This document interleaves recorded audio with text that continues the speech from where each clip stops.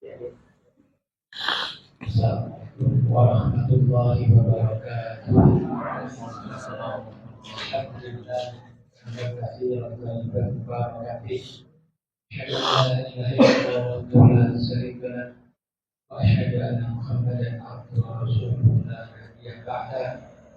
Allahumma shalli wa sallim ala nabiyyina Muhammadin wa ala alihi wa ashabihi ajma'in. Qala Rasulullah sallallahu alaihi wasallam, man salaka tariqan yaltamisu fihi ilman sahalallahu lahu bihi tariqan ila jannah. Barang siapa yang mau menghadiri taman surga, yaitu majelis ilmu, maka baginya akan dimudahkan masuk surga. Makanya jemaah bersyukurlah kita yang diberi kemauan dan kemampuan hadir di tempat ini. Berarti sudah melaksanakan satu perintah Rasulullah, yaitu menuntut ilmu. Bahkan karena ingin semua ini mati husnul khotimah, kajian tidak cukup sekali dalam sehari, bisa 2 kali, bisa 3 kali. Bagi mereka ya sudah diketok hatinya, ya, tapi saya sebutkan namanya. Ini terburu-buru ini dari Jember ya. Masya Allah, anak iri itu ya. Ini banget kepada saudara saya. Masya Allah. Jadi kita semua ini ingin mati husnul khotimah. Amin. Ya, oleh karenanya jangan masuk surga sendiri. Anak itu punya daftar yang anak japri Ustaz. Hampir 100. Termasuk musik. Jadi anak paling tidak setengah jam itu mengajak kepada saudara. Nah, masalah hadir dan tidak itu kan urusan Allah. Artinya anak sudah berbuat seperti itu. Oleh karenanya antum juga begitu, Mas Eko. Ya, tidak hanya sendiri. Jadi siapa? Itu udah pokoknya jam. Kepada Allah Pak Ir, izin dari Kalista, termasuk sesepuh yang ada di sini, Ustaz. Apa namanya, syafaat Bapak Haji Swadi di amanillah, mudah-mudahan Allah jaga. Insyaallah 10 hari ke dekatnya Bang Usman ini Palembang. Tadi izin ke rumah itu, Masya Allah. Kita doakan saudara ya, mudah-mudahan beliau dijaga ya dari berangkat sampai pulang. Dan yang tidak hadir kita doakan semua. Aduh, Masya Allah ya Ustaz. Dengan ketua baru ini, Masya Allah, Ustaz bisa lihat sendiri ya. Dulu bolong-bolong nggak ada apa namanya? Karena sekarang, Masya Allah. Full ya. Dan afwan karena tidak terlalu banyak sehingga afwan dimasukkan. Tadi misi-misi Pak Ketua. Kasihan kalau di luar. Menurut anak di luar aja, tapi Pak Ketua gitu. Ya, harus manut samit sama Pak Ketua ya. Maksud anak Ahmad itu di luar gitu. Jadi tidak terlalu dekat. Jadi Pak Ketua kasihan ya. Karena jamannya masih sedikit. Jadi awal jangan sakit hati kalau nanti pada saatnya harus ada di luar, dan insya Allah Pak Ketua akan membuat apa namanya sketser sehingga tidak begini. Begini Pak Ketua ya. Masya Allah, Allah kesalahan Ustaz. Selama ini kayaknya habis dari mana itu Pak? Sumatera Sulawesi itu Pak. Bugis ya. Sudah bisa lah bahasa Bugis Ustaz. Baik jangan santai saja, membuat pekan sekali. Jangan bisa keburu sudah ya. Hati itu salah dari 7 golongan yang akan dinaungi apa Ustaz, karena bukan Ustaz, cuma dengar itu Ustaz ya. Bahwa satu di antaranya di mana pada yaumul kiamat yang akan dilindungi dan tidak panas, satu di antaranya adalah hatinya tertambat di masjid. Jadi insyaallah itu enggak, wah ayo cepat enggak ya. Insyaallah Allah beri. Baik, jemaah perlu diketahui, dicatat ya. Karena insyaallah mulai malam ini Ustaz, kalau ini tidak subhat, maka setiap hasil kajian tolong dicatat karena Ustaz Fahmi nanti akan memberikan 2 pertanyaan ikhwan, 2 pertanyaan akhwat, dan nanti akan mendapatkan hadiah rahasia, pastinya dipakai setiap mobil, sok mobil. Maksudnya mobil satu. Jadi nanti tolong catat, bukan untuk mendapatkan hadiah, tapi dengan hadiah itu termotivasi, ya. Nah, apa? Tidak main WA, ya, tapi boleh main HP, pegang HP, tapi untuk mencatat. Jangan sampai tawallau, jangan sampai berpaling, ya. Tapi ini yang ngomong biasanya ini, ya. Yang ngomong ini kadang share ke sana. Oke? Jemaah, mari kita berdoa kepada Allah. Semoga ibadah kita, sholat jamaah mari kita diterima oleh Allah, dan mendengarkan kajian ini juga merupakan kewajiban. Mudah-mudahan diberi kefahaman, difahamkan dan dimudahkan untuk melaksanakan. Kepada Ustaz disilakan hingga Isya plus 5 menit Ustaz. Isya plus 5 menit, nanti dilanjutkan tanya jawab sakwatnya juga. Ya, sakwatnya ya. Bagus banget capek ya. Apa tadi Ustaz? Apa? Baik, bismillahirrahmanirrahim. Assalamualaikum warahmatullahi wabarakatuh. Alhamdulillahirabbil alamin wa bihi nasta'inu ala umurid dunya waddin.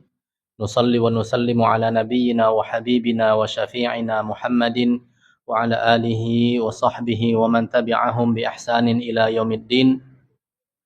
Rabbi syrah li sadri wa yassir li amri wahlul 'uqdatam min lisani yafqahu qawli. Allahumma la ilma lana illa ma 'allamtana wa 'allimna ma yanfa'una. Allahumma rzuqna ilman nafi'an. Amma ba'd. Ayuhal ikhwah, a'azzani Allah wa iyyakum jami'an. Marilah kita memuji Allah Subhanahu wa taala dengan pujian yang sempurna, dengan pujian yang totalitas. Karena Allah Subhanahu wa taala sudah memberikan banyak sekali nikmat kepada kita.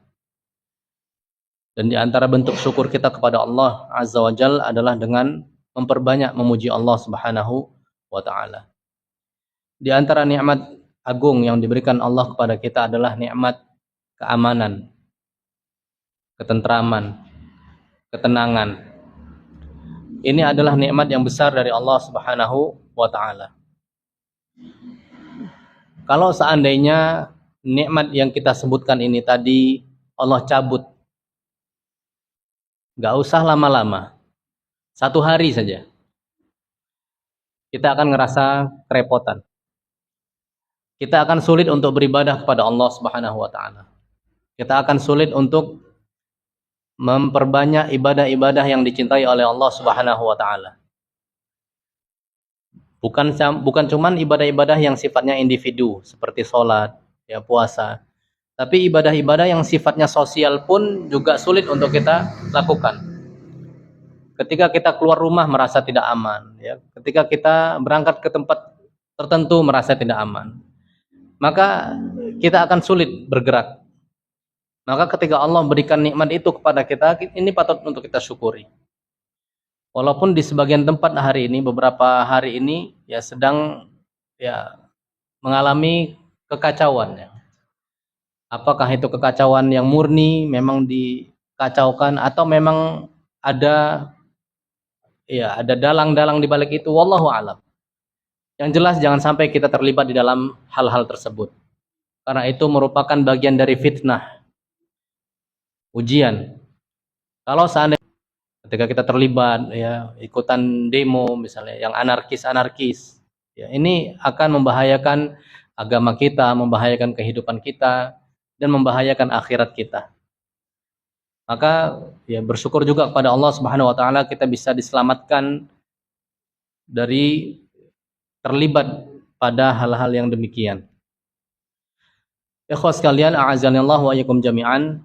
Salawat dan juga salam kita memohon kepada Allah Subhanahu wa taala agar selalu tercurahkan dan terlimpahkan untuk Nabi Muhammad sallallahu alaihi wasallam serta seluruh keluarga-keluarga beliau yang beriman, para sahabat-sahabat beliau dan juga pengikut-pengikut beliau hingga hari kemudian.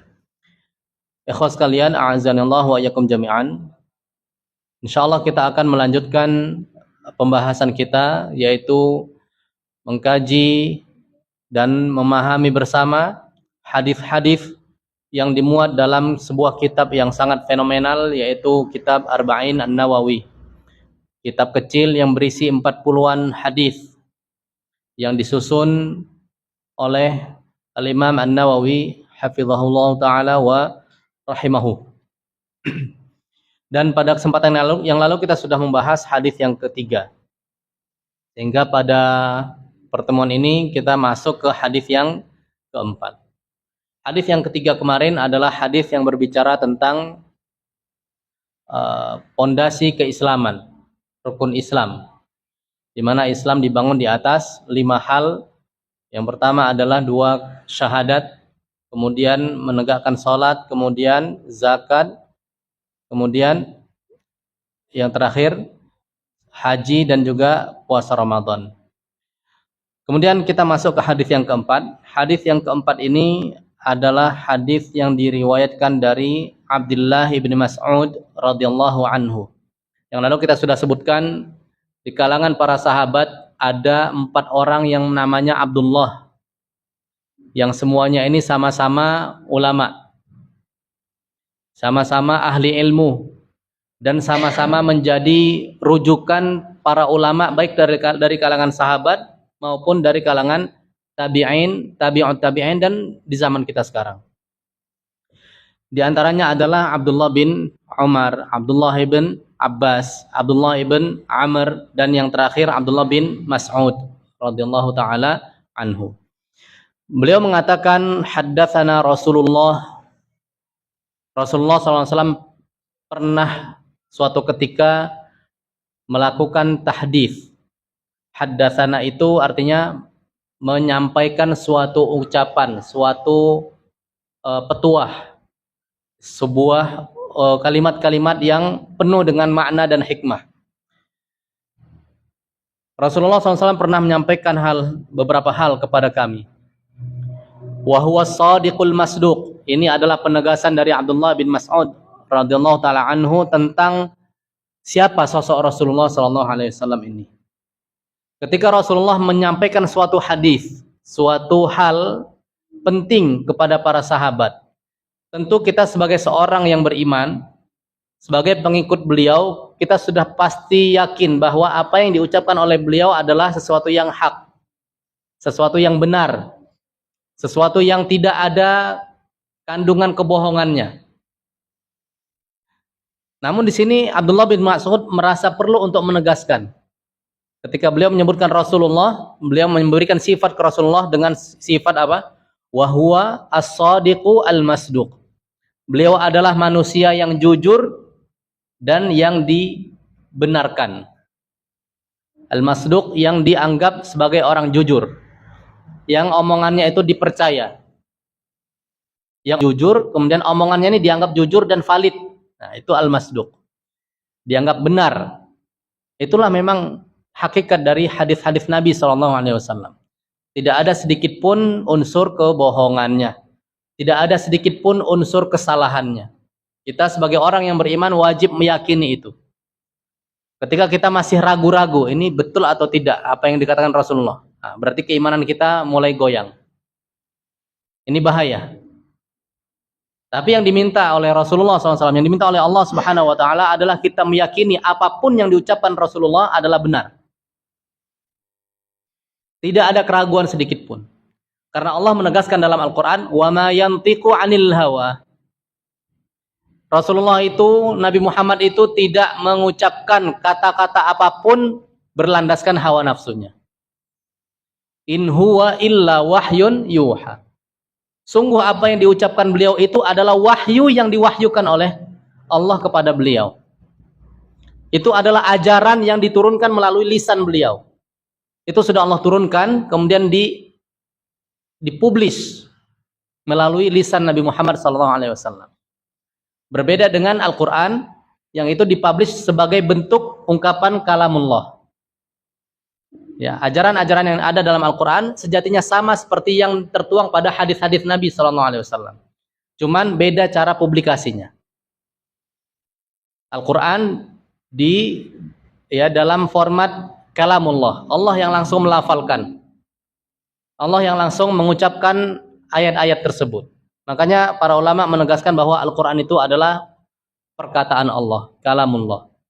Adapun hadis-hadis Nabi itu adalah wahyu yang Allah turunkan kepada Rasulullah, kemudian disampaikan kepada kita melalui lisannya Rasulullah Shallallahu Alaihi Wasallam. Ini adalah akidah kita yang harus kita pertahankan dan kita tanamkan kepada generasi-generasi kita berikutnya, anak cucu kita semuanya. Jangan sampai ada di antara mereka yang ragu dengan hal ini, dengan kebenaran hadis-hadis Nabi Shallallahu Alaihi Wasallam. Kemudian apa yang disampaikan oleh Rasulullah Sallallahu Alaihi Wasallam di sini? Beliau menyebutkan tentang kondisi manusia. Beliau mengatakan inna ahadakum yujma'u khalquhu fi batni ummihi arba'ina yauman nutfatan. Sesungguhnya salah seorang di antara kalian itu akan dikumpulkan penciptaannya. Proses penciptaannya itu di perut ibunya. Semua manusia itu proses penciptaannya itu adalah di dalam perut ibunya. Kecuali siapa? Nabi Adam dan istrinya. Ayah dan ibu kita, ayah kita Nabi Adam dan ibu kita Hawa. Penciptaan mereka berdua berbeda dengan kita semua. Kita semua penciptaannya melalui rahim ibu kita. Ya, dalam Al-Qur'an banyak disebutkan, ya. Kita dalam kandungan ibu kita mengandung, kemudian melahirkan, menyusui, itu semua proses penciptaan manusia. Inilah penciptaan manusia yang umum. Sampai pun Nabi Isa alaihi salam, di mana proses penciptaannya? Di rahim ibunda beliau, ya, Maryam. Namun penciptaannya sedikit berbeda dengan manusia yang lain. Namun prosesnya semuanya terjadi di dalam rahim, ya, ibu beliau. Inilah yang disebutkan oleh Rasulullah SAW, inna ahadakum yujma'u khalquhu fi batni ummihi. Berapa lama? 40 hari lamanya dengan wujud nutfah. Nutfah itu gumpalan air. Jadi ketika diciptakan, masuk mani ke dalam rahim, kemudian dia akan menjelma menjadi gumpalan-gumpalan, bukan gumpalan, tapi satu kumpulan nutfah, titik noktah air yang menggumpal di situ. Itu namanya nutfah. Setelah dia tadinya air mani, kemudian bercampur dengan sel telur, kemudian berubah menjadi satu gumpalan air itu. Ini seberapa lama? 40 hari kata Rasulullah sallallahu alaihi wasallam. 40 hari. Wujudnya masih seperti itu. Kemudian summa yakunu 'alaqatan mithla dzalik. Setelah dari gumpalan air mani tadi itu berubah bentuk menjadi 'alaqah. 'Alaqah ini adalah gumpalan darah. Tadi wujudnya masih belum menjadi darah selama 40 hari. Ketika 40 hari yang kedua, wujudnya berubah menjadi gumpalan darah. Mungkin kalau kita lihat darah yang keluar, darah kambing misalnya kan, setelah keluar kan dia menggumpal kalau kering. Mungkin kira-kira seperti itu. Jadi darah itu terkumpul, menggumpal begitu. Itulah selama 40 hari kita, wujud kita seperti itu. Di dalam rahim ibu kita. Ini 40 hari yang kedua, wujud kita seperti demikian. Kemudian apa kata beliau? Tsumma yakunu mudghatan mithlu dzalik. Kemudian setelah itu akan menjadi mudghah. Mudghah itu potongan daging atau gumpalan daging. Para ulama menyebutkan mudghah ini adalah bagian dari daging, sempilan daging yang bentuknya itu, yang ukurannya itu bisa digigit oleh manusia. Makanya dikatakan mudghah. Mudghah itu diambil dari madghah, gigitan, ngunyah. Jadi sebesar daging yang mungkin bisa dikunyah oleh manusia. Kira-kira demikian. Dia gumpalan daging yang wujudnya seperti itu. Berapa lama? Mithlu dzalik kata Rasulullah. 40 hari juga. 40 hari pertama wujudnya gumpalan air tadi, air mani tadi, yang bercampur dengan sel telur. Kemudian 40 hari berikutnya ini dalam bentuk gumpalan darah. Kemudian berubah wujudnya menjadi gumpalan daging. Dan wujud itu ada kira-kira 40 hari juga. Totalnya berapa hari? 120. Kalau dikonversi ke dalam bulan menjadi berapa bulan itu? 4 bulan ya? 4 bulan ya. Jadi 30, 30, 30, 30. Kira-kira 4 bulan pas. Setelah itu, thumma yursalu ilaihil malak. Ketika sudah sempurna 40 hari dalam wujud mudghah tadi, dalam bentuk gumpalan daging, maka fisik janin itu sudah sempurna. Sudah membentuk fisik manusia, tapi masih kecil. Fisiknya sudah sempurna di dalam wujud, ya, di dalam perut, ya, si ibu itu. Saat itulah Allah mengutus malaikat. Kepada siapa malaikat diutus? Kepada si janin ini yang usianya sudah 4 bulan tadi, yang usianya sudah 120 hari. Apa kerjanya malaikat ini diutus oleh Allah kepada si janin ini? Fayanfukhu fihi ruh. Ini tugasnya. Allah memerintahkan malaikat tadi untuk meniupkan ruh ke janin yang usianya tadi 120 hari. Maka kalau secara medis, biasanya wanita hamil kalau usianya sudah 4 bulan kehamilan, mulai terasa beda di dalam perut. Ya, agak lama sedikit sudah mulai terasa gerakan-gerakan. Karena ruhnya sudah ditiup. Tapi sebelum itu belum ada terasa gerakan-gerakan. Karena memang masih gumpalan-gumpalan. Gumpalan daging, ya sebelumnya gumpalan darah, gumpalan air. Paling rasanya reaksinya mual-mual gitu ya, muntah-muntah gitu. Tapi setelah lewat 4 bulan, mulai itu ada terasa. Seperti ada yang hidup dalam perut. Memang hidup. Karena apa? Allah sudah utus malaikat untuk apa? Untuk meniupkan ruh. Nah, sekarang pertanyaannya, apa itu ruh? Banyak orang yang bertanya, apa itu ruh? Kalau bahasa Indonesianya apa? Roh gitu ya. Ada roh halus ya, ada roh jahat, roh baik, kan banyak beredar cerita-cerita macam-macam. Sampai orang ada yang mungkin punya pengajian khusus membahas tentang ruh mungkin ya. Padahal Allah mengatakan dalam Al-Qur'an, "Wa ma utitu minal ilmi illa qalilan." Ya. Dalam Al-Qur'an Allah tegaskan, "Yas'alunaka 'anir ruh." Orang-orang itu nanya kepada kamu wahai Muhammad tentang roh. Apa itu roh? Bagaimana sifatnya, cirinya, ininya, semuanya. Kira-kira bisa nggak kita jelaskan? Nggak bisa. Kita nggak punya ilmu tentang roh. Makanya Allah mengatakan dalam Al-Quran, "Qulir ruhu min amri rabbi." Katakan wahai Muhammad, bahwasannya roh itu urusan Tuhanku. Itu perkara yang memang hanya Tuhanku yang tahu.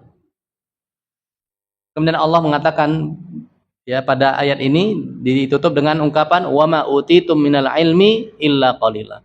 Dan kalian itu tidak diberi ilmu kecuali hanya sedikit. Para ulama ada yang membawakan pemahaman bagian yang terakhir ini sebagai bentuk pencelaan. Kok bisa ada sisi pencelaannya? Dan maksudnya apa? Apa yang sudah diberikan kepada kalian di antara ilmu itu masih sedikit. Seakan-akan Allah ingin mengatakan begini, ilmu yang kalian punya itu masih sedikit. Apa nggak ada urusan yang lain yang harus kalian tanyakan? Kenapa harus ruh yang kalian tanyakan? Ilmu kalian itu masih sedikit. Masih banyak hal-hal lain yang lebih penting, yang lebih bisa untuk kalian pelajari dan lebih bermanfaat untuk kalian. Kenapa harus nanya tentang roh? Padahal roh itu bukan sesuatu yang bisa bermanfaat untuk kalian. Anggaplah kita diberikan ilmu banyak oleh Allah tentang roh. Kita mau apa dengan pengetahuan itu? Ya, kita nggak bisa ngapa-ngapain. Tapi kalau kita belajar tentang kaifiyah sholat, tata cara sholat, kita bisa sholat dengan baik. Rukun-rukun sholat, syarat-syarat sholat. Ya, ini semuanya bisa bermanfaat untuk kita. Mana sedekah yang manfaatnya besar, manfaatnya ya biasa-biasa. Ya. Sedekah yang jariah seperti apa, itu yang perlu kita pelajari. Yang lebih penting, bagaimana caranya kita memperkuat keimanan, menambah amal soleh, itu yang perlu untuk kita pelajari. Kenapa harus tanya-tanya tentang ruh? Ya. Tapi ketika kita ditanya tentang roh, maka kita jawab seperti apa yang diajarkan dalam Al-Quran dan juga hadis-hadis Nabi Shallallahu Alaihi Wasallam. Kalau kita perhatikan bahwa roh ini sangat unik, ya, unik sekali. Karena kalau dibilang ya orang-orang biasanya yang berfilsafat biasanya, orang filsafat itu ketika membahas tentang roh itu mulai pada kelihatan kebodohannya. Ada yang bilang ini, bilang dia tuh seperti ini, seperti ini. Ya. Ada dia itu tubuh manusia itulah roh. Gimana kok roh? Padahal ada orang yang sudah meninggal, ya tubuhnya masih seperti itu. Gitu.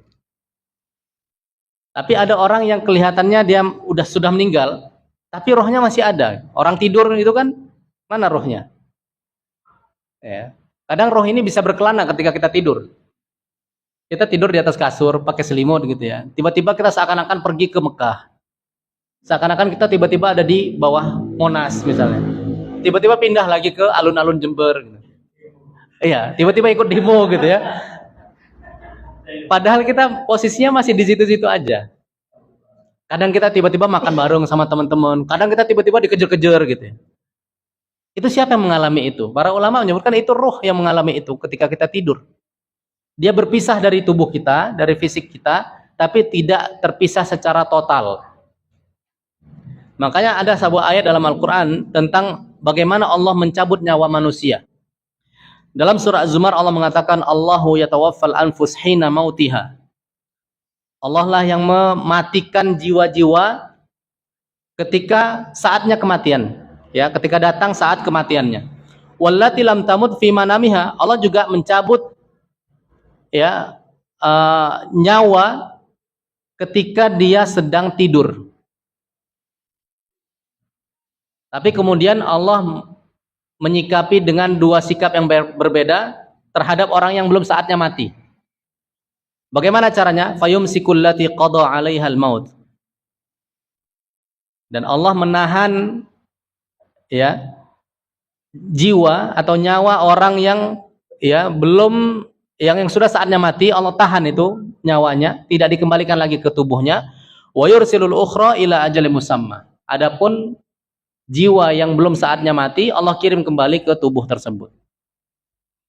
Makanya kadang kita temui ada orang tidur gak bangun-bangun. Karena memang Allah tahan rohnya gak dikembalikan lagi.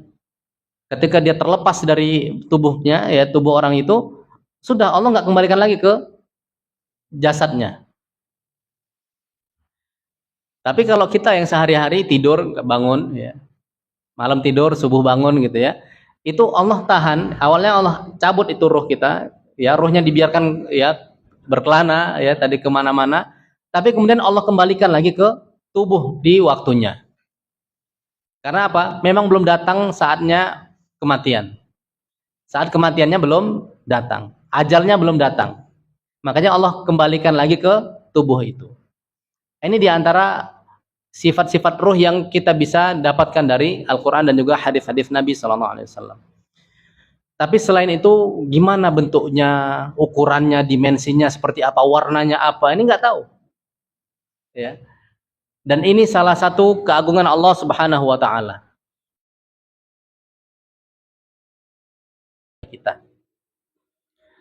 Dan kita, ketika kita nggak tahu tentang ruh, berarti kan kita nggak sadar, nggak ngerti tentang diri kita sendiri.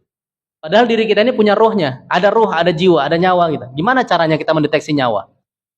Kalau kita bicara sama orang kedokteran, ciri-ciri orang mati itu gimana? Jantungnya berhenti, ya kan? Kemudian fungsi otaknya berhenti, kemudian satu lagi apa? Jantung, otak, apa lagi? Pokoknya ada 3. Kalau ini sudah habis semuanya, maka dikatakan sebagai orang yang mati. Tapi kalau hanya tidak berfungsi salah satunya, misalnya otaknya tidak fungsi, tapi jantungnya masih hidup, masih bergerak. Kayak yang belum lama ini meninggal salah satu pangeran Saudi kan, fungsi otaknya kan mati, tapi jantungnya masih kerja. Apa kata dokter? Mati atau enggak dia? Masih hidup. Dianggap pangeran yang tidur, walaupun sudah belasan tahun gitu ya. Itu secara medis. Rohnya di mana itu? Rohnya di mana? Enggak tahu kita. Secara medis pokoknya kalau sudah 3 fungsi tadi hilang, sudah dianggap mati, sudah nggak ada lagi rohnya. Tapi fisiknya tuh gimana? Itu nggak tahu kita. Ya, maka itu menunjukkan bahwa kita ini nggak ngerti tentang diri kita sendiri. Jangankan tentang roh ya, yang kita sedikit sekali informasi tentang itu. Lambung kita saja, lambung. Kita punya lambung, fisiknya ada, wujudnya ada di dalam ini. Dan kita pernah belajar lambung bentuknya begini, begini, fungsinya ini. Antum tahu nggak sekarang lambung antum lagi ngapain? Lagi bergerak kemana? Atasnya atau bawahnya yang bergerak? Cairan apa yang lagi dikeluarkan saat ini? Detik ini. Tahu nggak kita? Nggak tahu. Itu menunjukkan kita nggak ngerti tentang diri kita sendiri. Ya. Yang ngerti tentang diri kita siapa? Allah Subhanahu wa Ta'ala. Maka jangan sombong jadi manusia. Allah saja ya tidak seperti itu di hadapan kita. Allah memang al-mutakabbir, yang pantas sombong, tapi tidak merendahkan kita serendah-rendahnya. Tapi kalau manusia ini kalau sudah sombong biasanya merendahkan orang lain. Dan itulah ciri-ciri orang sombong. Ya. Ini bahwa sangat jelas ya ketika Allah menyimpan ya, merahasiakan informasi tentang roh secara detail ya, ini menunjukkan bahwa ini adalah keagungan Allah Subhanahu wa Ta'ala. Hanya Allah lah yang tahu tentang roh itu, seperti apa bentuknya, cara kerjanya, ya, dari mana dia datang, dari mana dia keluar, ya. Terus ukurannya seberapa itu kita nggak tahu. Ya, hanya Allah yang tahu itu. Dan kita hanya diberikan ilmu oleh Allah Subhanahu wa Ta'ala hanya sedikit tentang roh ini. Ya. Baik. Itu berkaitan dengan roh sedikit supaya kita bisa selesai membaca berikutnya. Berikutnya, setelah tadi malaikat diperintahkan oleh Allah Subhanahu wa Ta'ala untuk meniupkan ruh ke dalam janin ya. Wujud janin yang sudah berbentuk ya tubuh manusia tadi, maka wa yu'maru bi arba'i kalimat. Malaikat tersebut juga diperintahkan oleh Allah Subhanahu mengeksekusi 4 hal. Untuk menetapkan 4 hal. Untuk menulis 4 hal. Menetapkan 4 hal. Yang pertama untuk menuliskan rezekinya.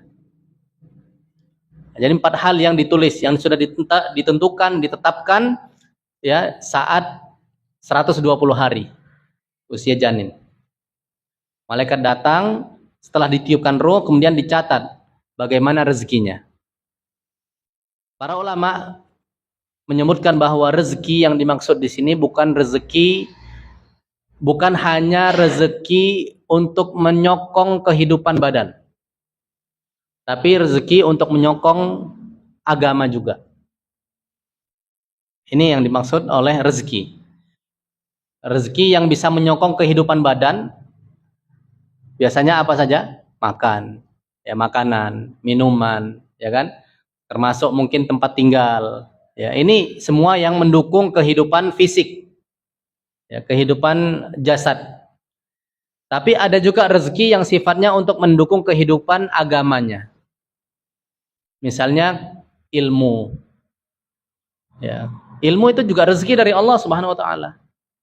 Jadi ketika antum pada datang ke majelis ilmu, ikut kajian, itu antum sedang cari rezeki sebetulnya. Tapi rezeki dalam arti yang beda dipahami oleh orang yang banyak. Orang umumnya menganggap rezeki itu hanya fulus, uang, makan, minum, ya. Kesehatan itu termasuk rezeki yang berkaitan dengan fisik. Ya. Tapi hal-hal yang bisa menyokong jalannya atau tegaknya agama kita itu juga rezeki.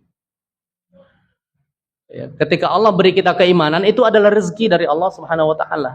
Maka kita diminta untuk bersyukur atas keimanan, atas kita diberi hidayah agama Islam, diberi hidayah untuk mengenal sunnah-sunnah Rasulullah SAW. Itu adalah rezeki semuanya yang patut untuk kita syukuri. Ya. Juga termasuk kita dipertemukan oleh teman-teman yang rajin ikut kajian, ya kan? Yang rajin sholat 5 waktu, rajin puasa, rajin berbuat kebaikan. Ini adalah rezeki juga dari Allah Subhanahu wa Ta'ala. Karena dia bisa membantu kita untuk menegakkan agama kita. Ya, maka semua itu sudah dicatat oleh Allah Subhanahu wa Ta'ala sejak kita di dalam rahim ibu kita. Dicatat itu. Ya, seperti apa rezeki kita. Ya, maka ini jangan sampai kita terlalu terobsesi, ya, dan juga jangan sampai kita terlalu pesimis. Kita tetap ikhtiar, berusaha, tapi tetap harus yakin bahwa semuanya sudah tercatat oleh Allah Subhanahu wa taala. Kita udah capek-capek jauh mau kajian kan. Ini Masya Allah kajian. Ustadznya udah datang dari tempat yang jauh gitu kan. Kita harus datang hadir kajian. Ternyata sampai lokasi kajian dibubarkan misal. Akhirnya nggak jadi kajian. Ini contoh ya, naudzubillah. Mudah-mudahan kajian kita nggak bubar, Pak ya. Kayak dulu Ustadz Syafiq, kayak Ustadz siapa kan sering. Nah, itu nggak usah sedih kita. Itu sudah dicatat bahwasannya ilmu yang akan disampaikan di forum itu Allah simpan dulu. Itu rezeki karena kita udah berupaya ngejar rezeki, datang Ustadz ya, ikut kajian, tapi ternyata ya ada satu dan lain hal cancel kajiannya. Atau qadarullah di tengah jalan kita naudzubillah kecelakaan sehingga nggak bisa ikut kajian. Nggak jadi dapat rezeki. Tapi pahala sudah tercatat. Nah, itu artinya supaya kita jangan terlalu kecewa kalau kita nggak dapat, dan juga jangan terlalu ya euforia ketika kita dapat rezeki-rezeki yang datang dari Allah Subhanahu wa taala. Apalagi kita sampai kufur nikmat. Kita merasa saya dapat ilmu ini karena kecerdasan saya, karena kerajinan saya. Nah, ini bagian dari kufur nikmat. Padahal semua itu sudah ditulis oleh Allah Subhanahu wa taala. Ini hal pertama yang ditulis oleh malaikat, yang ditetapkan oleh malaikat yang diperintahkan oleh Allah Subhanahu wa taala. Kemudian yang kedua apa? Ajal. Ya, ajalnya sudah ditetapkan. Berapa lama dia tinggal di dunia ini? 1 hari kah? Atau 2 hari? Atau 3 hari? Sebulan, 2 bulan? Ya, itu semuanya sudah ditetapkan. Ada catatannya. Tidak ada meleset 1 detik pun. Dan orang-orang yang hidup ini ya kita nggak perlu takut. Misalnya diancam mau dibunuh misalnya kan, nggak usah takut. Kalau memang ajalnya sudah datang, ya kita akan mati. Mau gimana pun cara mereka membunuh kita, bisa saja sebelum mereka berhasil membunuh kita udah mati duluan. Mungkin nggak itu, Pak? Mungkin kan? Karena ajal itu nggak ada yang tahu. Termasuk di antara bagian dari ajal di sini adalah di mana kita mati, bagaimana cara kita mati Allah sudah tetapkan. Itu bagian dari ajal. Bahkan Syekh Utsaimin mengisahkan ya, pernah satu kejadian di Saudi ya, di Unaizah kalau nggak salah nama daerahnya. Ada kejadian ada motor ya sedang lewat di persimpangan, mau masuk ke persimpangan. Dari arah yang lain juga ada mobil. Ini sama-sama kencang. Satu dari arah sini mungkin ya, satu dari arah sini. Nah, ini lewat, ini juga lewat, sama-sama ngerem. Dua-duanya berhenti. Mobil berhenti, motor berhenti. Kemudian nggak lama, dua-duanya jalan. Akhirnya motor ini ketabrak sama mobil dan orang yang dibonceng mati, meninggal. Subhanallah, itu Allah tahan beberapa detik sama-sama ngerem. Itu untuk apa? Menyempurnakan ajal dia. Ajalnya belum ada, makanya Allah tahan dulu nih. Ini belum saatnya. 1, 2, 3, lewat, baru kena. Baru meninggal. Ini menunjukkan bahwa ajal itu hitungnya sampai sepersekian detik. Jadi kita nggak usah terlalu khawatir dengan ajal kita. Allah sudah tetapkan itu ajal. Dan kita nggak usah terlalu bersedih ketika ada orang meninggal. Itu sudah ajalnya. Cukup kita katakan inna lillahi wa inna ilaihi raji'un. Memang kita bersedih ketika orang-orang terdekat kita, orang-orang yang kita cintai meninggal gitu ya. Kita sedih. Tapi jangan sampai kesedihan kita itu membuat kita ya berlarut-larut sampai hilang semangat hidup dan seterusnya. Semuanya sudah dicatat oleh Allah Subhanahu wa taala bahkan sebelum dia dilahirkan. Masih sebagai janin 4 bulan dalam kandungan sudah ditentukan bagaimana dia meninggal, kapan nanti dia meninggal. Bahkan di tanah mana dia meninggal. Ini sudah ditetapkan ketika dia masih dalam kandungan. Udah isya nih, Pak. Udah lewat ya. Nggak dengar adzan di luar. Baik, kita sempurnakan dulu ya yang 4 habis itu adzan ya, Pak ya. Ya. Baik. Kemudian yang ketiga apa? Ditentukan juga amalnya. Ya, amal dia juga ditentukan seperti apa dia beramal nanti di dunia, apakah dia menjadi ya orang yang mengamalkan amal-amal yang baik atau amal-amal yang buruk ketika di dunia, ini semuanya juga sudah tercatat. Kemudian juga termasuk wasyaqiyun au sa'id. Apakah dia ini nantinya di akhirat termasuk orang yang syaqi atau orang yang sa'id. Apa itu syaqi? Orang yang celaka. Artinya orang yang akan masuk ke dalam neraka jahanam. Atau dia akan menjadi orang yang sa'id, yang akan bahagia, yang akan beruntung, yaitu ketika dia masuk ke dalam surganya Allah Subhanahu wa taala. Tapi kita azan dulu, nanti insyaallah kita sempurnakan.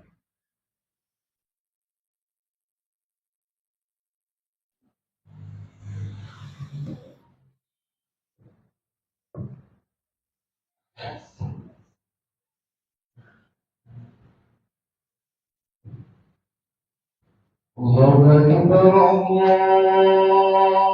Akbar, Allahu Akbar, Allahu Akbar.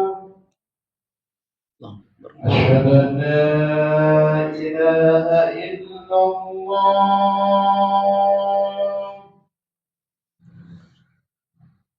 أشهد أن لا إله إلا الله.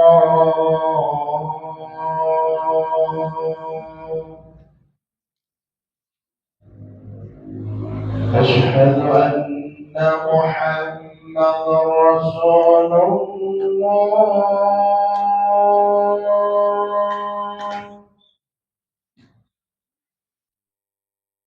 أشهد أن محمدا رسول الله.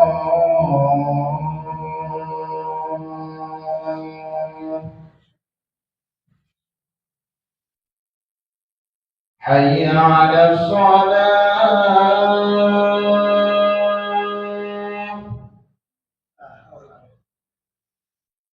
حي على الصلاة.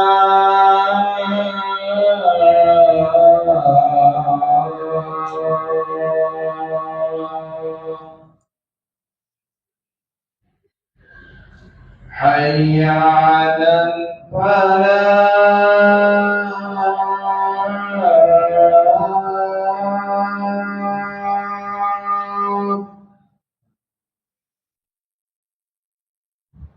حي على الفلاح. الله أكبر، الله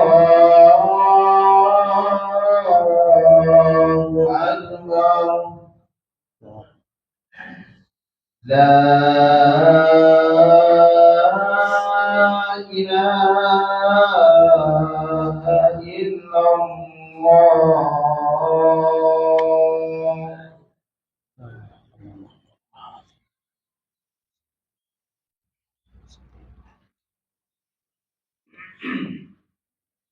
Baik, kita lanjutkan sedikit.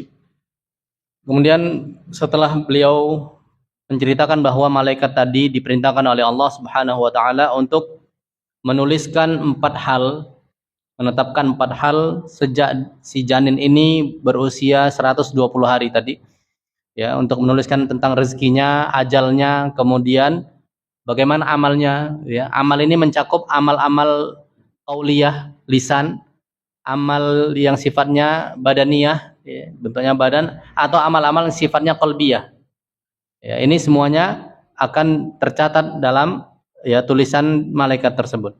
Kemudian di akhir, apakah dia syaqiyun, celaka, atau sa'id, yang bahagia nantinya di akhirat. Baik, kemudian berikutnya Rasulullah bersumpah. Ya, sebenarnya bagian ini diperselisihkan oleh para ulama hadis. Ungkapan berikutnya fawallahilladzi la ilaha ghairuh. Nah, ini ada yang menyebutkan bahwa ini adalah tambahan dari Abdullah bin Mas'ud, bukan sabda Nabi. Ini kata sebagian ahli hadis. Sebagian ulama hadis menyebutkan perkataan Rasulullah itu sampai yang tadi aja. Sampai malaikat mencatat tentang apa-apa tadi yang 4. Adapun berikutnya ini adalah perkataan Abdullah bin Mas'ud. Ini ungkapan sebagian sahabat, sebagian ulama hadis. Adapun sebagian yang lain menyatakan tidak. Itu bukan perkataan Abdullah bin Mas'ud, tapi itu perkataan Rasulullah Shallallahu alaihi wasallam. Karena dari ilmu periwayatan, kalau ini dianggap sebagai tambahan dari sahabat atau tambahan dari perawi, itu harus ada dalilnya. Apa dasarnya dikatakan ini tambahan? Ketika dasarnya tidak valid, maka hukum asalnya adalah itu termasuk dari perkataan Rasulullah Shallallahu alaihi wasallam. Bukan perkataan perawi, bukan perkataan sahabat. Dan ya banyak ulama yang lebih menegaskan bahwa ini perkataan Rasulullah juga.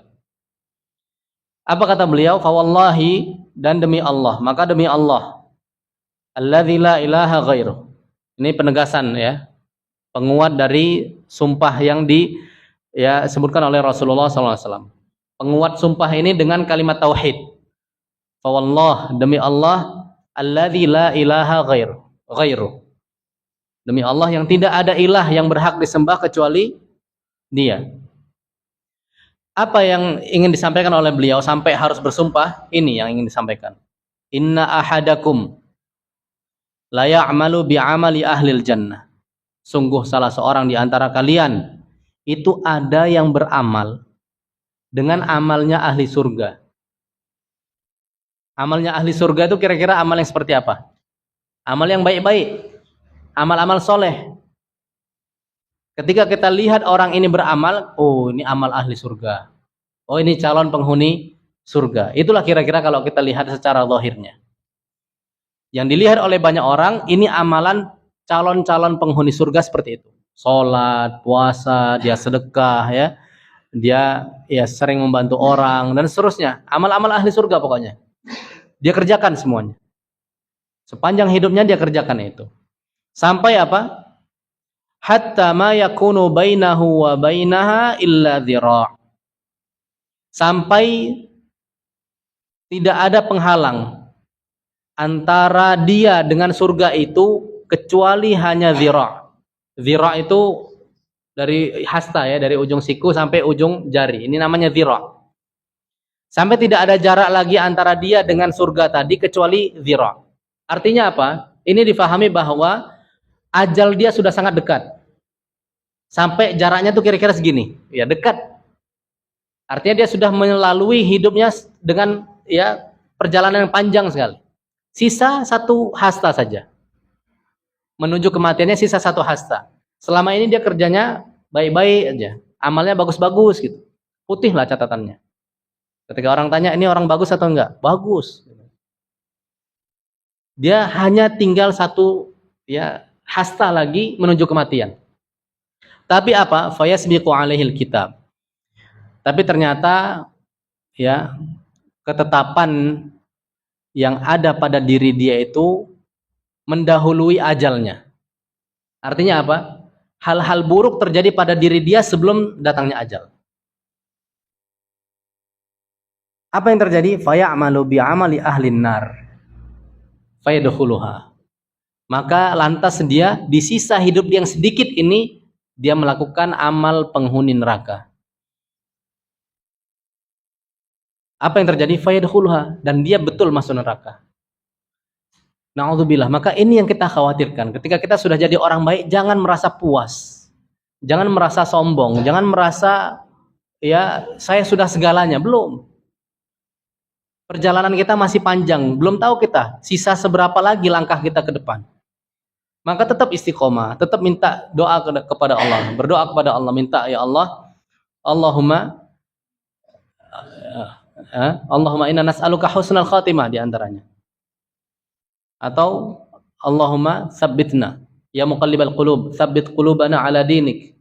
Allahumma musarrifal qulub, sarrif qulubana ala ta'atik. Ya Allah, zat yang membolak-balikkan hati, teguhkan hati kami di atas agamamu. Teguhkan hati kami di atas ketaatan kepadamu. Agar kita tetap istiqomah. Banyak kita lihat teman-teman kita yang sudah ngaji, sudah iltizam dengan sunnah, tapi tiba-tiba balik. Na'udzubillah. Itu ada yang seperti itu. Dan ini terjadi di zaman Rasulullah Shallallahu Alaihi Wasallam. Ada seorang ya yang berangkat bersama Rasulullah Shallallahu Alaihi Wasallam dalam sebuah peperangan. Dalam pertempuran orang ini subhanallah sangat hebat sekali ya, sangat berani sekali. Tidak ada satu lokasi yang di situ ada orang kafir kecuali dia terjang dan dia berhasil mengalahkan orang kafir itu. Berani orangnya. Orang sahabat takjub, subhanallah orang ini luar biasa, ini orang masya Allah top gitu mungkin bahasa kita ya. Tapi apa respon Rasulullah? Huwa min ahlin nar. Ini termasuk penghuni neraka. Padahal apa yang dia buat? Perang dia. Fisabilillah sama Rasulullah perangnya. Tapi Rasulullah komennya apa? Huwa min ahlin nar. Dia termasuk penghuni neraka. Padahal dia jihad fisabilillah di jalan ya Allah. Tapi ternyata ada yang penasaran. Ada salah seorang sahabat yang penasaran ngikuti orang itu. Ngintil terus di mana dia perang diikuti dekat-dekat situ. Ternyata qadarullah orang itu kena entah sabetan pedang atau kena tombak begitu ya. Namanya perang ya, pukul-pukulan. Akhirnya dia terluka. Dan dia nggak kuat nahan lukanya. Dia nggak sabar dengan lukanya. Akhirnya apa? Dia ambil pedangnya. Ujung pedangnya itu ditempelkan di atas dadanya. Bagian bawah pedang itu taruh di tanah. Kemudian dia dorong badan dia ke pedang itu. Meninggal. Inilah yang dimaksud oleh Rasulullah ini.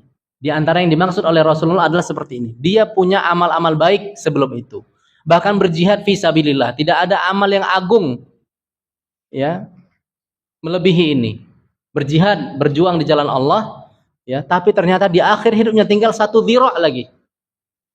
Dia tidak sabar. Jadi ada apa ya? Ada nuktah kejelekan yang ada dalam diri dia sehingga itu yang mendominasi. Dan dia lebih mentaati hal yang itu. Akhirnya berubah.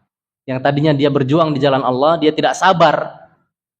Ya, dengan rasa sakit yang dia derita, yang dia alami, kemudian dia ambil tuh pisau di pedang, ujungnya ditancapkan ke sini ke dadanya.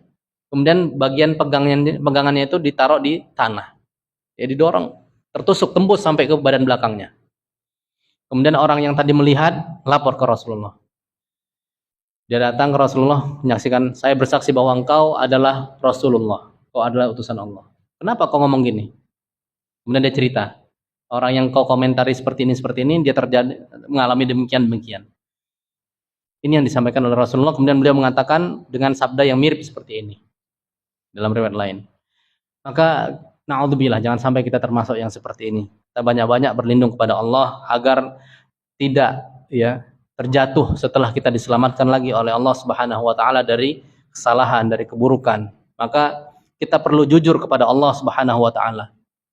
Ya, jujur kalau memang kita ingin kembali kepada Allah, ingin kembali ya kepada syariat Allah, harus jujur dari lubuk hati yang paling dalam. Jangan nanggung-nanggung. Banyak orang yang nanggung-nanggung, sekedar ngomong, anak pingin lah meninggalkan riba misalnya. Tapi kurang jujur dalam hati dia. Hanya pencitraan di luar saja. Ada hal-hal yang masih ada terganjal dalam diri dia. Masih belum sempurna. Masih belum tulus untuk Allah. Nah, ini yang seperti ini yang khawatir untuk menyimpang. Tapi kalau kita betul-betul tulus, ya maka insya Allah Allah akan membantu kita. Berikutnya kita baca. Ini kembalikan dari orang yang pertama tadi. Wa inna ahadakum, kata Rasulullah. Dan sungguh salah seorang di antara kalian la ya'malu bi'amali ahlin nar. Betul-betul melakukan amal ahlin nar, amal penghuni neraka. Kalau orang lihat dia beramal dengan amalan itu, maka orang lihat ini calon penghuni neraka. Karena memang dahsyat, fatal sekali kesalahan-kesalahannya. Oh, ini setan ini, mungkin orang bilang gitu ya, karena amalnya amal-amal setan. Amal ahli nar. Ya. Hatta ma yakunu bainahu wa bainaha illa dhira. Sampai ya masa atau usia dia antara dia dengan ya neraka itu hanya sisa sehasta saja. Artinya apa? Udah di ujung ajal dia. Sudah dekat dengan ajalnya. Tinggal nunggu beberapa lama lagi udah meninggal masuk neraka. Tapi ternyata apa yang terjadi? Fayasbiqu alaihil kitab. Namun ternyata ada kondisi yang membuat dia berbalik arah. Ada hal yang tersimpan dalam lubuk hati dia yang ini mengungguli kondisi dia sebelumnya. Tiba-tiba berubah, kemudian apa yang terjadi? Faya'malu bi'amali ahlil jannah. Kemudian dia beramal dengan amal penghuni surga, kemudian karena sisa sedikit tadi usianya, ya langsung masuk surga. Meninggal kemudian masuk surga. Dan ini pernah terjadi juga di zaman Rasulullah SAW. Contohnya sudah ada di zaman Rasulullah SAW. Ada orang yang dikenal dengan nama Al-Usairim. Al-Usairim. Sehingga anak namanya, nama asli itu gelarnya. Julukannya Amr bin Thabit, nama aslinya Amr bin Thabit, sehingga anak, dari kalangan Ansor, penduduk Madinah. Ya. Jadi orang ini orang kafir awalnya, orang musyrik, tidak beriman kepada Rasulullah SAW. Kemudian ketika perang Uhud terjadi, perang Uhud ini perang balas dendam orang musyrikin di Mekah yang pingin balas dendam di perang Badar. Kan Badar kalah telak mereka, tokoh-tokoh besar pada tewas, mereka pingin balas dendam, datang ke Uhud, perang, pingin ngajak perang Rasulullah SAW. Akhirnya Rasulullah memutuskan kita keluar dari kota Madinah, tidak bertahan di dalam kota. Ya, strateginya perang terbuka di luar, di Uhud. Nah, orang ini ya di saat-saat seperti itu mendapatkan hidayah Allah Subhanahu wa taala. Nanya ke Rasulullah, "Aku masuk Islam dulu atau perang dulu?" Minta masukan ke Rasulullah. Rasulullah ini menurut antum nih, ana masuk Islam dulu atau perang dulu? Ini udah mau perang Uhud nih, udah mau mulai perangnya. Ya, apa kata Rasulullah? Ya, masuk Islam dulu baru perang. Baik, ana masuk Islam, kemudian ikut perang sama Rasulullah. Benar, masuk Islam, dia syahadat, kemudian berangkat langsung ke medan perang, gabung sama kaum muslimin. Belum sholat, belum mandi junub mungkin, nggak sempat, ya. Langsung masuk ke medan perang, bertempur, mati syahid. Subhanallah, ya. Ini diantara yang diriwayatkan dari Rasulullah. Orang ini dia amalnya sedikit, tapi pahalanya luar biasa. Nggak pernah ikut kajian, nggak pernah sedekah, nggak pernah ibadah macam-macam, nggak pernah sujud kepada Allah. Sujud pun nggak pernah, Pak. Sholat, sujud sama Allah, sujud syukur mungkin belum pernah. Langsung perang, ambil pedang, tewas terbunuh di medan perang. Inilah ya di antara contoh dari apa yang disampaikan oleh Rasulullah SAW. Ada orang-orang yang demikian. Ini semuanya tentu ada hikmah dari Allah Subhanahu Wa Taala supaya apa? Kita proporsional ketika bermuamalah dengan sahabat-sahabat kita. Jangan kita terlalu memusuhi orang walaupun dia non Muslim. Apalagi kalau dia sesama Muslim. Jangan terlalu berlebihan kita memusuhi orang lain. Karena bisa saja dia hari ini orang yang sangat tauhid mungkin ya, sangat ya luar biasa ini ya. Ya itulah ahlun nar, seperti penghuni neraka gitu ya. Tapi kita nggak tahu di akhir ajalnya seperti apa dia. Para ulama menyebutkan ya, yang menjadi prinsip adalah innamal a'malu bil khawatim. Kita lihat amal orang itu ditentukan dari akhir hayatnya. Seperti apa akhir hayatnya, maka itulah yang dikenang. Bukan di awalnya. Kalau kita baca riwayat Umar bin Khattab, antum paham ketika dia masuk Islam apa sebelumnya? Yang banyak diriwayatkan kan setelah dia masuk Islam. Begitu banyak prestasi Umar setelah Islam. Itu yang diingat, itu yang dikenang. Sampai akhir hayat beliau. Ya. Dan subhanallah inilah ya, kita perlu menerapkan prinsip-prinsip hikmah dalam bermuamalah kepada orang lain. Jangan terlalu berlebihan memusuhi. Dan kita juga perlu ya mawas diri juga. Ya. Jangan merasa enteng, merasa aman, merasa nyaman dengan kondisi hari ini. Terus kita minta sama Allah istiqamah agar tidak terjatuh, tidak kembali ke dalam jalan yang salah. Mungkin demikian yang bisa Anda sampaikan. Kalau masih ada waktu bisa dibuka, Bah. Udah habis waktu ini. Kalau udah, monggo silakan. Apa ada tanya jawab atau langsung pertanyaan? Saya minta pendapatnya. Pertanyaan Pertanyaan aneh nanya berarti ini, Pak. Baik, saya buka ada sudah daripada nanti kepikiran Ikhwan satu apa satu. Setelah itu ada dua pertanyaan untuk Ikhwan dan dua pertanyaan untuk Awad. yang tidak boleh dijawab Pak Ketua.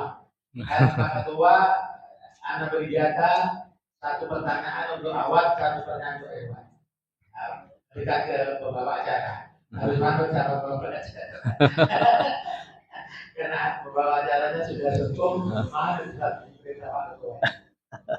Ini adalah Masya Allah. Pak Ketua silakan 1 pertanyaan. Ini bukan guyon, serius ini ya. Ada hadiahnya nih Pak? Ada hadiahnya serius.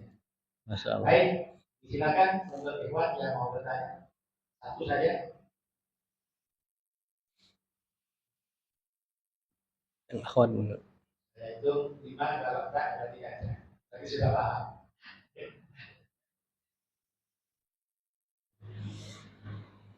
Ayo, kayaknya mau bertanya. Timnya jauh. Soalnya antum itu sudah pernah. Itu ada mic di belakang itu. Oh iya, apa ini? Oh, tak. Apa? Ada di belakang antum. Mic-nya Di tembok. Habis baterai ya? Oh, katanya. Mic-nya di kamar. Iya. Baik, dari awal aja. Tapi kita bisa. Udah paham ya? Masya Allah. Alhamdulillah. Berarti bisa kita tanya nih Pak? Oh, ada pertanyaan. Ya. Wah, ini aja Khalik nanya.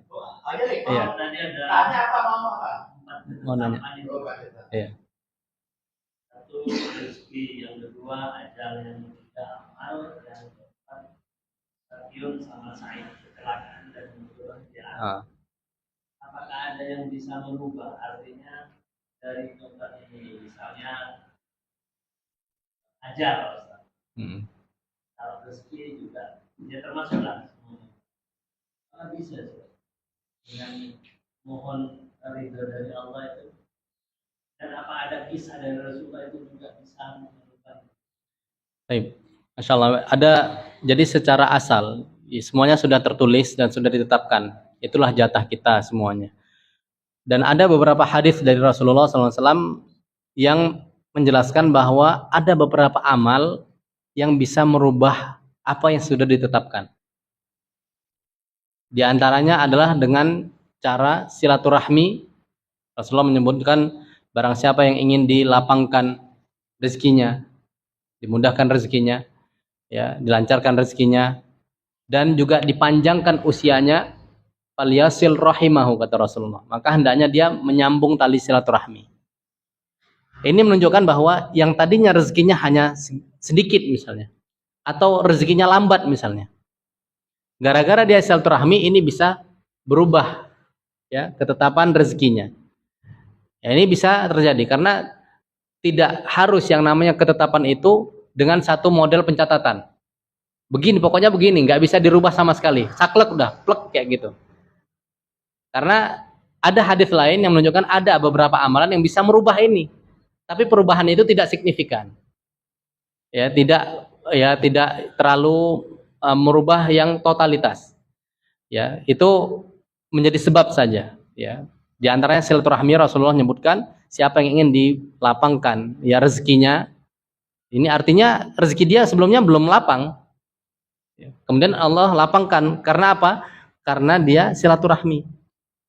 Yang ingin dipanjangkan usianya, kata Rasulullah, ya, maka silaturahmi. Ini ya para ulama di antara ulama ada yang mengatakan yang dimaksud dipanjangkan usianya itu ya betul-betul usianya ditambah. Ya, betul-betul usianya ditambah. Seberapa penambahannya? Wallahu alam. Ya, kita nggak tahu. Apakah 1 hari, 2 hari, 3 hari? Wallahu alam, kita nggak tahu. Ya, ada yang mengatakan keberkahan yang diberikan oleh Allah Subhanahu Wa Taala, bukan penambahan usia. Jadi ada 2 versi yang Anda tahu tentang penafsiran dipanjangkan usia ini tadi.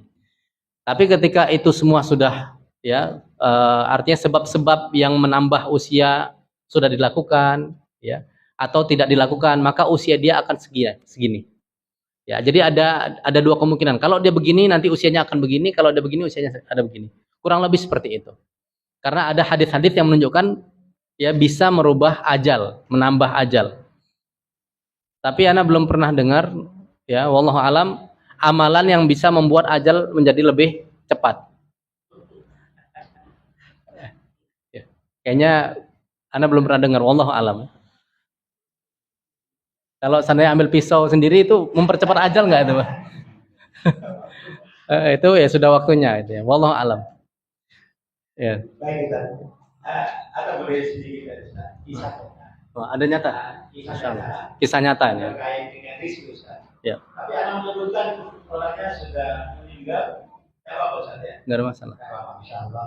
Insyaallah teman-teman yang di Abu Dhabi pernah mendengar seorang kakek lah ya atau ami itu yang beliau Ustaz ada sejarah dengan anak di mana beliau itu orang alim, orang Arab, terus masya Allah ibadahnya sampai sembuh seperti itu. Alhamdulillah ada sesuatu yang menggoda sehingga beliau itu ada kebencian kepada sesuatu. Ketika sakit, anak itu datang dan anak terang-terangan style anak nggak bisa suruh diam. Ami, anak biasa kuliah. Tapi kayaknya sudah punya istri, masuk surga sih Ami. Tapi kayaknya Ami kayaknya ditahan di ada pos, ada satpamnya juga. Oh, begitu Pak Muhammad. Nanti bagaimana? Karena Ami ada kebencian kepada seseorang, ada dendam kepada memang betul. Betul. Akhirnya anak dipeluk nangis. Memang Pak Muhammad, anak ini nunggu orang yang mengingatkan seperti ini. Nah, singkat cerita akhirnya orang yang dibenci itu saling membenci. Kita ingatkan, insya Allah sudah bertemu sebelum meninggal. Sehingga dengan bisa itu sampai sekarang cucunya yang seorang imam, kalau jumpa anak itu kan tahu ceritanya. Jadi dicium tangan, wah, kira orang Arab benar ini, yang begitu Ustaz. Terus kelanjutannya, beliau itu Ustaz, usahanya bangkrut. Ini pertanyaannya dari Joli, usahanya bangkrut. Ya, akhirnya beliau itu ingat apa yang sampaikan Ustaz, yaitu silaturahmi kepada saudara-saudaranya. Masya Allah, tabarakallah, setelah itu usahanya maju luar biasa. Mungkin juga bisa berubah itu Ustaz. Masya Allah, bisa jadi. Masya Allah. Baik, satu pertanyaan dari apa? Masih ada? Santai-santai ya, 2 pekan lagi. 2 kali tak Ustaz. Gak ada ya? Apa ada ya? Baik, sekarang apa yang Anda janjikan? Insyaallah yang bukan dorong, tetapi ya berbagi ilmu dan seterusnya. Untuk meresap apa yang antum dengarkan dari Ustaz, monggo Ustaz membuat 2 pertanyaan, 1 hewan, 1 apa? Kalau di sini ya. Masya Allah. Berarti 3 pertanyaan ini. 2 dari Ana, 1 dari Pak Ketua. 2 dari Ustaz, 2 dari Pak Ketua. Oh gitu, siap. Hewan 1, awan 1. Oke, siap. Oh ini ya. Baik, ini pertanyaan dari Ana, mau yang susah atau yang mudah ini?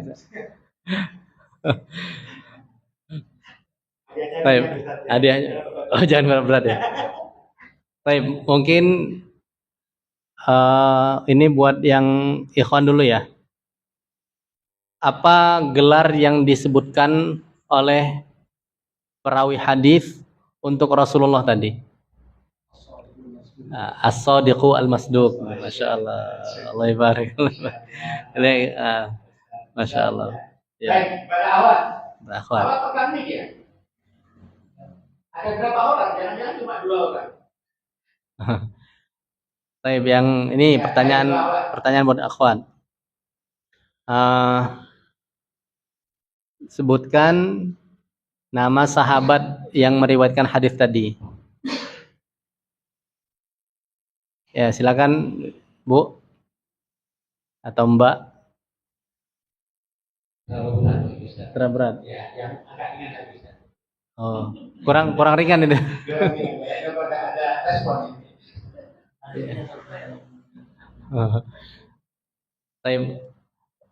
Kita ganti pertanyaan atau pakai yang itu aja? Boleh membaca ya. Mungkin ada yang rajin menulis. Catatannya bisa dilihat. Nama sahabat tadi yang membawakan hadis ini.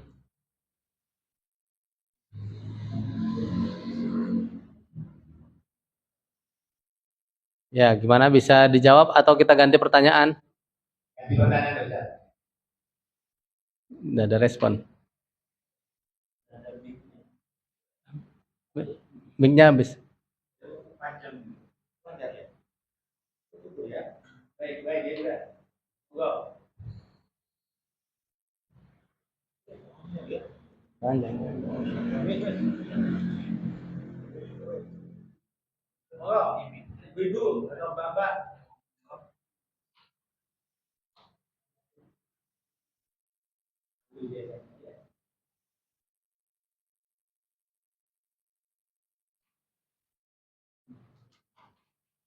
Monggo.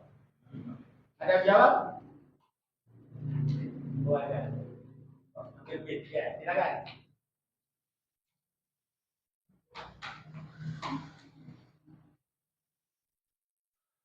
Ulang pertanyaan. Iya, pertanyaannya nama sahabat yang meriwayatkan hadis ini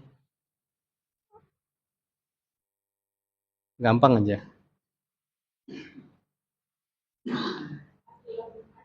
Oh, masya Allah, Abdullah bin Mas'ud. Benar. Allah barik. Barakallahu fikum. Sudah. Sudah. Pak Ketua, sekarang.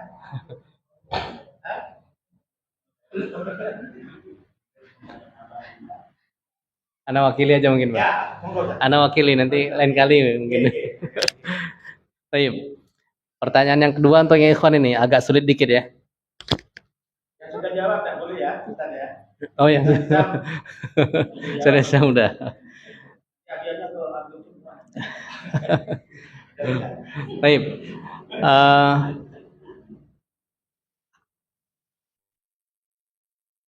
Berapa lama ada atau sebutkan tiga fase yang tiga fase penciptaan manusia yang disebutkan dalam hadis. Bapak, awalnya nutfah, alaqah, mudghah. Nutfah berapa hari? 40 hari. Kemudian masih nutfah. Kemudian alaqah 40 hari kedua. Darah. Yang ketiga mudghah 40 hari ketiga numpang lagi. Masya Allah, Allah barik. Ya, mumtaz. Totalnya berarti 120 hari ya. Insyaallah 4 bulan. Allah barik. Baik. Akhwat, yang susah juga nih. Kan hadiahnya besar. Hah? Hadiahnya besar.